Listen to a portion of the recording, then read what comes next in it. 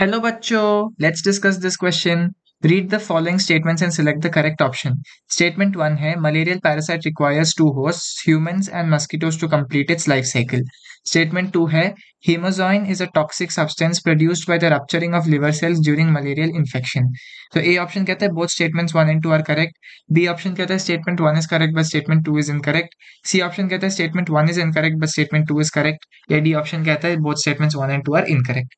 इस क्वेश्चन को सॉल्व करने का जो की कॉन्सेप्ट है वो है आपके मलेरिया के बारे में जानना। तो आपको पता है कि मलेरिया जो है वो एक प्रोटोजोअन इन्फेक्शन है।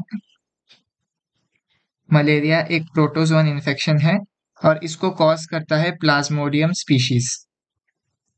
इसको कॉज करता है प्लाज्मोडियम की स्पीशीज। अगर हम यहाँ पर देखें तो प्लाज्मोडियम को बेसिकली दो होस्ट की जरूरत पड़ती है, टू होस्ट। तो इसमें जो प्राइमरी होस्ट है, प्राइमरी होस्ट में क्या होता है, आपकी सेक्सुअल साइकिल कंप्लीट होती है। और आपको पता है जो मलेरिया है उसकी सेक्सुअल साइकिल कहाँ कंप्लीट होती है, वो होती है फीमेल एनोफिलिस मस्कीटो में। Female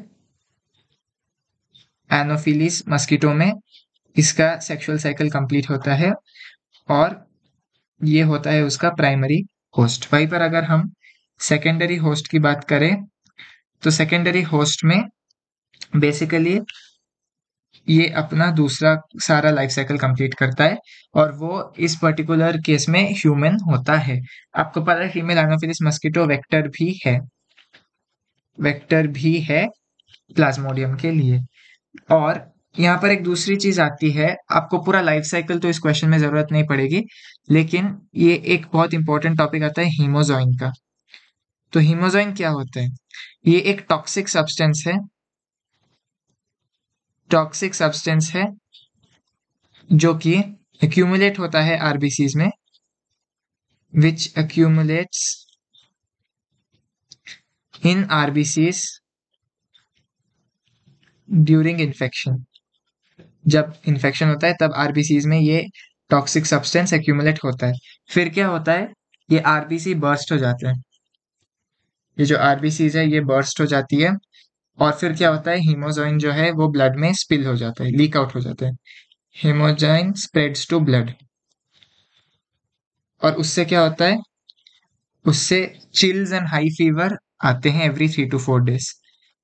chills and high fever every 3 to 4 days।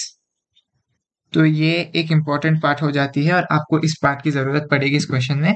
तो हमने क्या देखा, मलेरिया एक प्रोटोजोअन इन्फेक्शन है और वो कॉज होता है प्लाज्मोडियम स्पीशीज से। आपको दो होस्ट की जरूरत पड़ती है, प्राइमरी होस्ट होता है जहाँ पर सेक्सुअल साइकिल कंप्लीट होती है और वो होती है इस केस में फीमेल एनोफिलिस मस्कीटो, और सेकेंडरी होस्ट होता है ह्यूमन। साथ ही साथ ये जो प्लाज्मोडियम है वो एक टॉक्सिक सब्सटेंस बनाती है जिसका नाम है हीमोजॉइन, और ये टॉक्सिक सब्सटेंस एक्यूमुलेट होती है आरबीसीज में जब इन्फेक्शन होता है। जब आरबीसीज बर्स्ट कर जाती है तो हीमोजॉइन स्प्रेड हो जाता है टू ब्लड और चिल्स और high fever every 3 to 4 days recur होने लगती है। तो अभी चलिए वापस ऑप्शन स्टेटमेंट्स को देखते हैं। Malarial parasite requires two host, human and mosquito to complete its life cycle, बिल्कुल सही, हमने देखा दो होस्ट की जरूरत पड़ती है। दूसरा स्टेटमेंट कहता है hemozoin is toxic substance produced by rupturing of liver cells, नहीं ये गलत हो गया, रिवर सेल्स नहीं आरबीसी होना चाहिए यहाँ पर, तो ये भी गलत है। तो क्लियरली हम देख सकते हैं कि statement 1 is correct, statement 2 is incorrect होना चाहिए। तो चलिए ऑप्शन देखते हैं। A both statement 1 and 2 are correct, गलत। B option statement 1 is correct but 2 is incorrect, ये ठीक है। C option statement 1 is incorrect but 2 is correct, गलत। D both statements 1 and 2 are incorrect, भी गलत। So the correct option to this question is option B. Statement 1 is correct but statement 2 is incorrect. Hope you have understood it well. All the best.